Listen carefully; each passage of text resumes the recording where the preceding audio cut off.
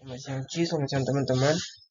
Perkenalkan kami dari kelompok 6 akan mempresentasikan materi kami mengenai besaran-besaran gerak.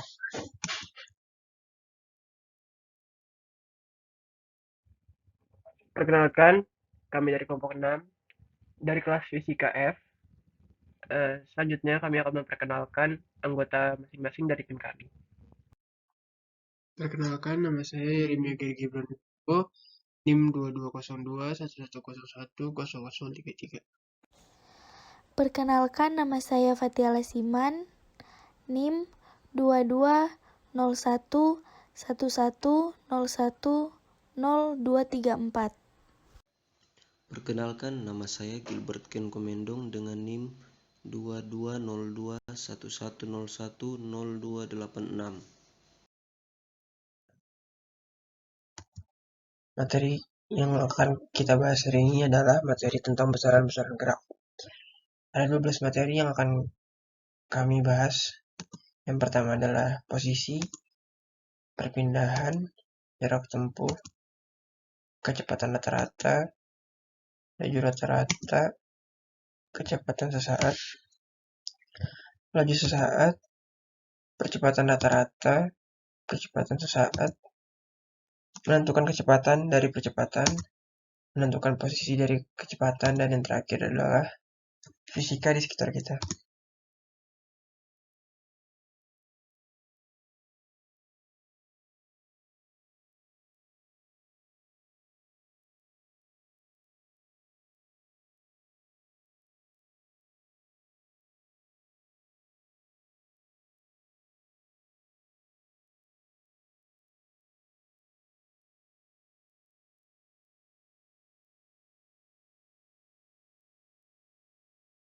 Materi yang pertama yaitu posisi. Apa itu posisi? Posisi adalah lokasi benda dalam sumbu koordinat. Jadi, sebelum menentukan posisi, maka sumbu koordinat harus ditetapkan terlebih dahulu. Benda pada tempat yang sama memiliki posisi yang berbeda jika kita menggunakan sumbu koordinat yang berbeda. Terus kedua, hubungan dengan vektor. Posisi adalah vektor yang berpangkal dari pusat koordinat ke lokasi benda. Terus pusat koordinat adalah titik potong semua sumbu koordinat.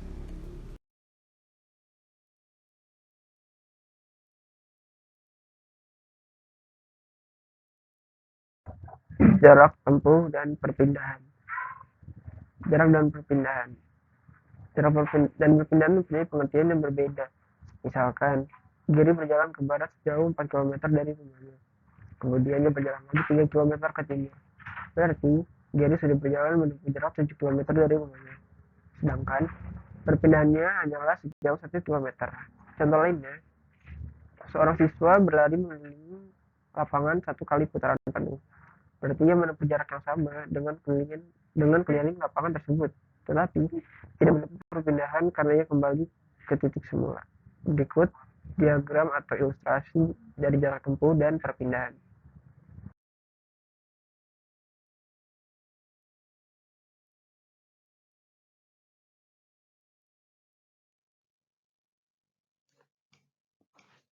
Kecepatan rata-rata.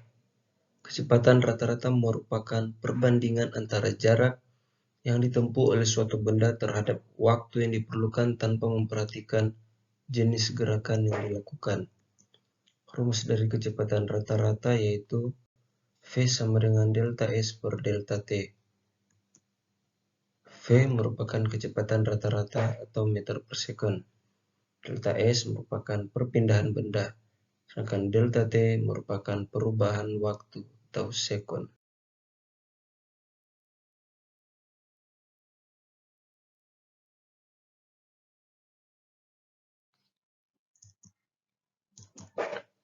Laju rata-rata. Kelajuan rata-rata merupakan total yang ditempuh dari lintasan yang dibagi dengan waktu yang dibutuhkan untuk menempuh jarak tersebut.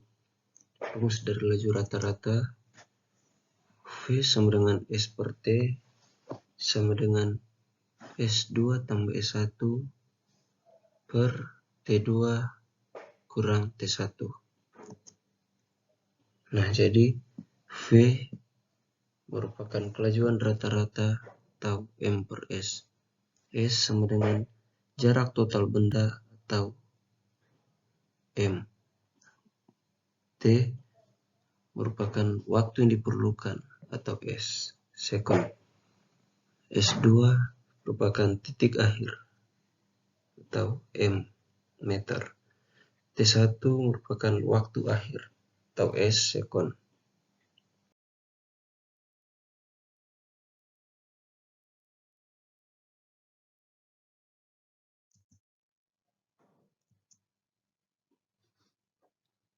Contoh soal. Untuk pergi ke bandara, Ken menggunakan mobil dari rumah yang jaraknya 120 km dan ia memerlukan waktu tempuh 4 jam. Hitunglah kelajuan rata-rata mobil Ken.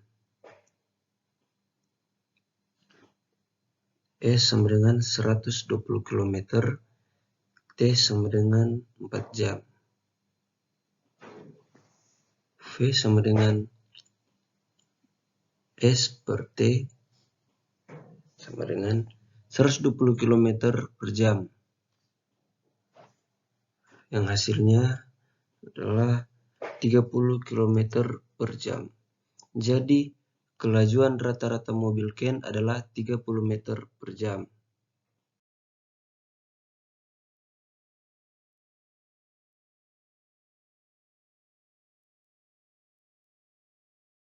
Materi kelima yaitu kecepatan sesaat. Kecepatan sesaat memiliki waktu yang sangat singkat atau mendekati nol. Secara matematis, untuk menentukan kecepatan sesaat dapat dinyatakan dengan persamaan berikut. V sesaat sama dengan lim 0 X per T.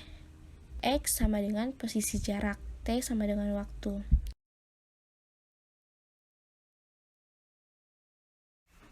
Contoh soalnya adalah sebuah titik mengalami gerak dengan persamaan X sama dengan 10 tambah 2T2.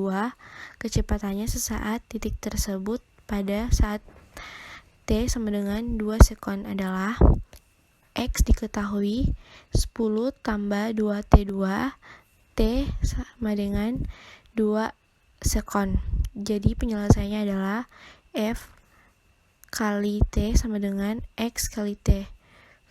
F kali T sama dengan 2 kali T sama dengan 4T. T sama dengan 2E sama dengan F kali 2 sama dengan 4 kali 2 sama dengan 8 meter per sekon. Jadi kecepatan titik sesaat T sama dengan 2 sekon adalah 8 meter per sekon.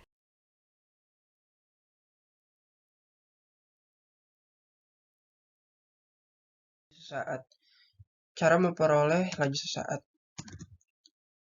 Yang pertama, dengan cara pertama, sebagai fungsi dari jarak yang ditempuh dalam waktu yang mendekati 0. Contoh, di mana delta T diambil mendekati 0. Rumusnya yaitu V sama dengan delta S per delta T. Lalu dengan cara kedua, yaitu dengan mengambil nilai skalar dari kecepatan sesaat. Contohnya pada kendaraan umum seperti motor dan mobil. Laju sesaat dapat dilihat pada angka yang ditunjukkan oleh speedometer. Rumusnya sama dengan V sama dengan nilai mutlak vektor V sama dengan dr per dt.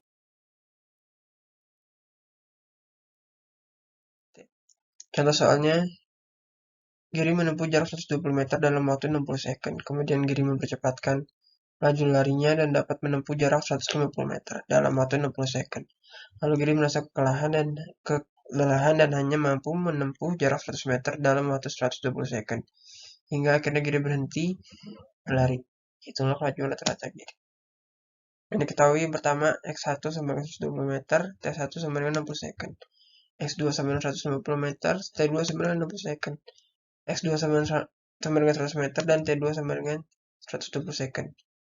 V rata-rata sama dengan delta S per delta T. V rata-rata sama dengan 120 ditambah 150 ditambah 100 per 60 tambah 60 ditambah 120.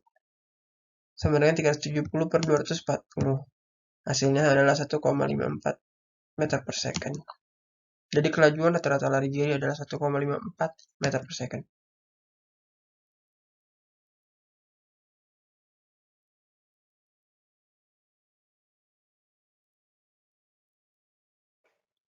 Percepatan rata-rata. Percepatan rata-rata yaitu perubahan kecepatan terhadap waktu tertentu yang dibutuhkan untuk perpindahan benda. Percepatan rata-rata sebuah benda yang bergerak lurus adalah perubahan kecepatan dalam selang waktu tertentu yang dibutuhkan benda untuk berpindah pada lintasan berupa garis lurus. Untuk rumus dari percepatan rata-rata yaitu A sama dengan delta V per delta T.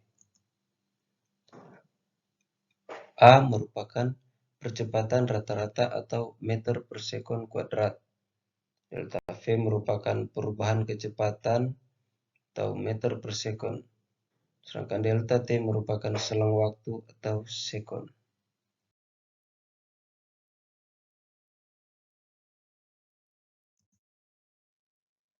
Di sini ada contoh soal.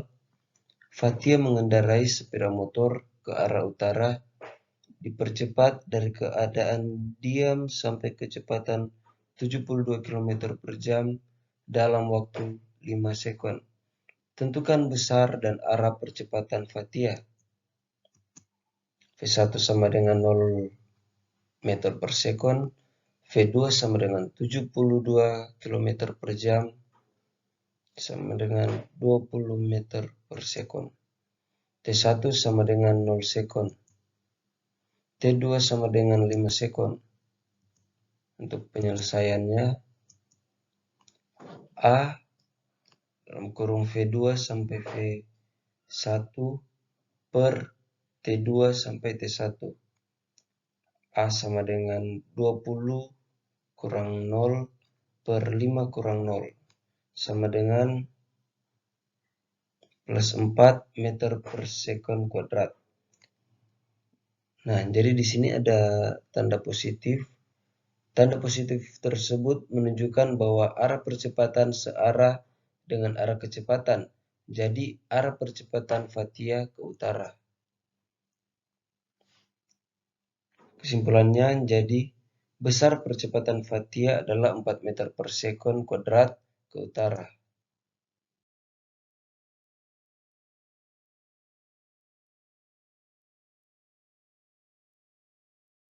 Ke-8 yaitu percepatan sesaat. Percepatan sesaat merupakan perubahan kecepatan dalam interval waktu yang sangat singkat. Untuk mengetahui percepatan sesaat, kita perlu menghitung perubahan kecepatan suatu benda dalam selang waktu yang mendekati 0. Rumusnya yaitu A dalam kurung T sama dengan lim 0 lambda F per lambda T.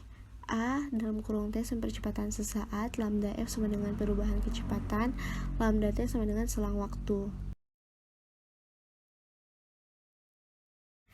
Contoh soal, sebuah partikel bergerak dengan fungsi kecepatan F dalam kurung T sama dengan 2T2 kurang 3T tambah 10.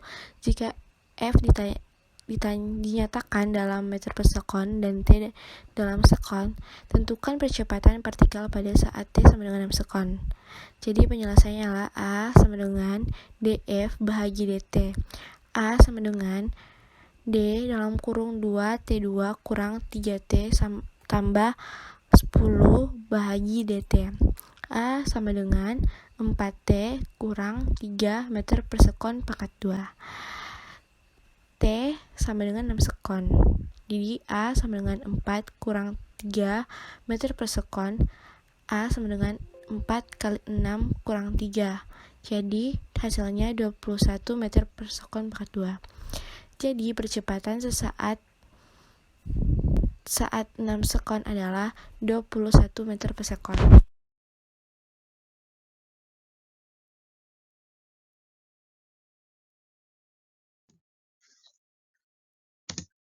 Untuk gerak benda dalam satu bidang, kecepatan didefinisikan sebagai perubahan posisi dalam interval waktu tertentu.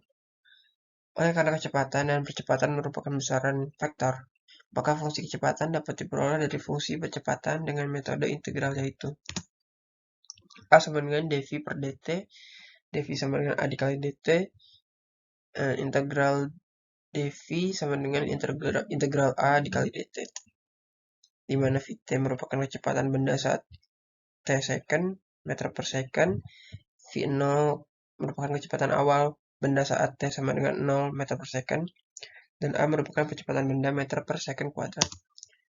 Dengan mengintegralkan kedua ruas, di mana batas atas integral dV yakni Vt dan batas bawah integral dV yakni V0, sedangkan batas atas integral A dt yakni T dan batas bawah integral yakni 0, maka Vt dikurang V0 sama dengan integral A dikali dt. Vt sama dengan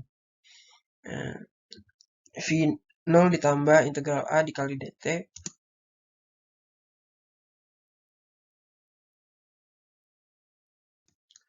Contoh soalnya, sebuah benda bergerak dengan kecepatan awal 3 meter per second. Jika benda mengalami percepatan A T sama dengan 4T dikurang 2 meter per second kuadrat, tentukanlah persamaan kecepatan benda dan hitung kecepatan benda pada T sama dengan 2 second. Yang diketahui yang pertama adalah V0 sama dengan 3 meter per second, AT sama dengan 4T minus 2 meter per second kuadrat, dan T sama dengan 2S ditanyakan. Cara menghitungnya adalah dengan rumus V sama dengan V0 ditambah integral A dikali dt. Sama dengan 3 ditambah integral 4T minus 2 dikali dt. Sama dengan 3 ditambah 2T kuadrat minus 2T meter per second kuadrat. Sama dengan V sama dengan 3 ditambah 2 dikali 2 ditambah 2 minus 2 dikali 2 sama dengan 7 meter per second. Jadi persamaan kecepatan benda yaitu 3 ditambah 2T kuadrat minus 2T dan kecepatan benda 1 second adalah 7 meter per second.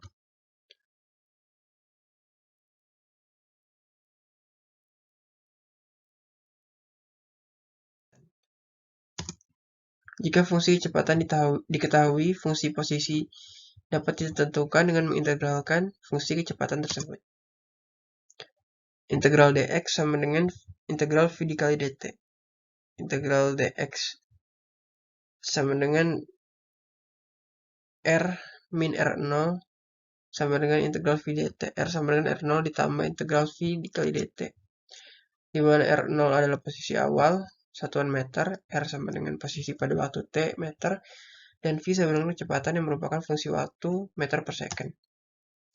Jika komponen posisi pada arah sumbu x dan sumbu y, maka persamaannya menjadi x sama dengan x0 ditambah integral vx dikali dt, y sama dengan y0 ditambah integral batas atas t, batas bawah t0, v1 dikali dt.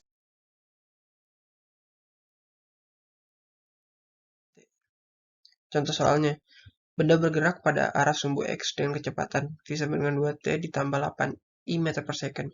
Jika posisi awal benda tersebut adalah r0 sama dengan minus 5 im, maka tentukan posisi benda setelah bergerak. Yang diketahui yang pertama adalah v sama dengan 2t ditambah 8 dikali i meter per second.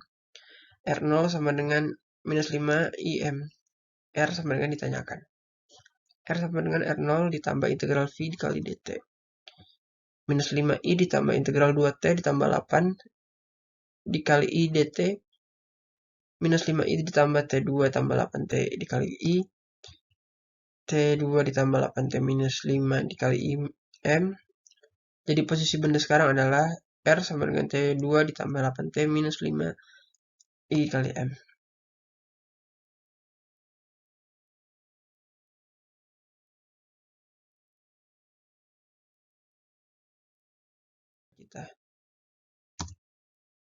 Mengapa lubang di jalan cepat membesar? Sebenarnya kita harus mengetahui dulu ukuran lubang. Itu ada ukuran lubang yang kecil dan juga ada ukuran lubang yang besar. Kita akan mencari pengaruhnya terhadap mengapa lubang di jalan cepat membesar. Jika ukuran lubang kecil, maka ban mobil menginjak seluruh keliling lubang. Sedangkan pada ukuran lubang besar, jika ukuran lubang besar, maka ban mobil hanya menginjak pinggiran lubang sepanjang 2 kali tebal dan ban mobil. Jika ukuran lubang sangat besar dan diameter lubang lebih besar daripada tebal rata-rata ban mobil, maka panjang pinggiran lubang yang diinjak ban mobil kira-kira sama dengan 2 kali tebal ban mobil, atau bisa kita rumuskan dengan L sama dengan 2T.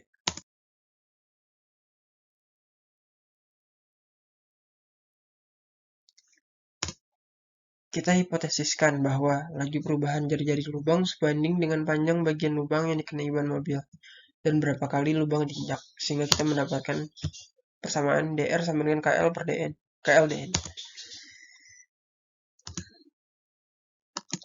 Lalu dengan dn adalah berapa kali lubang diinjak ban mobil dan k adalah konstanta. Dengan masukkan persamaan, maka kita akan mendapatkan persamaan dari lubang kecil dr sama dengan 2V KR dn, lubang besar sama dengan dr sama dengan 2T K per dn. Lalu kita akan mencari solusi dua persamaan di atas dengan metode integral sebagai berikut. Lubang besar R sama dengan 2T Kn ditambah C. Lubang kecil dr per R sama dengan 2V KR dn.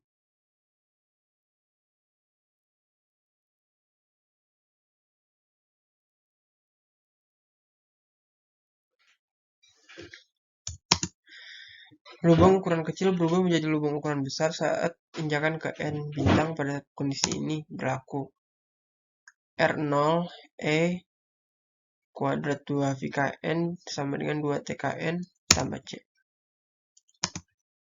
Dengan demikian, persamaan perubahan ukuran lubang besar menjadi R sama dengan 2TK dikurang N ditambah R0 E pangkat 2VKN. Hasil yang diperoleh dari teori sederhana ini adalah mula-mula ukuran lubang bertambah besar secara eksponensial, lalu bertambah besar secara linear terhadap jumlah injakan oleh kendaraan. Jumlah injakan oleh kendaraan berbanding lurus dengan waktu hari. Jadi dapat disimpulkan bahwa ukuran lubang mula-mula bertambah lebih besar secara eksponensial, lalu bertambah besar secara linear terhadap waktu.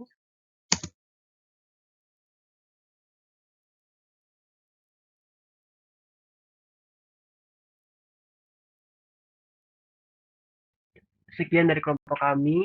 Sebelumnya kami ingin minta maaf jika ada kesalahan penulisan, ejaan, bacaan, ataupun bahkan di isi materi kami.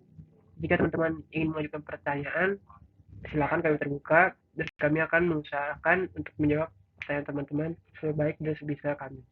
Terima kasih.